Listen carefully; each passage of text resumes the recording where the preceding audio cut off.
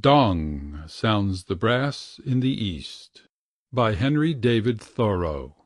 LibriVox.org by Alan Davis Drake.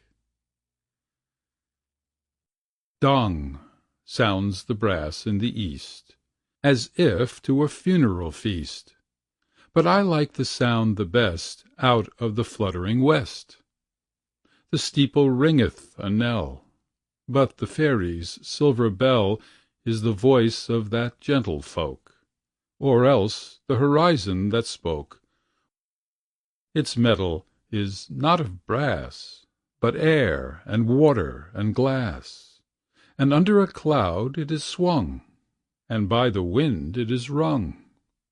When the steeple tolleth the noon, it soundeth not so soon, yet it rings a far earlier hour, and the sun has not reached its tower. End of poem. This recording is in the public domain.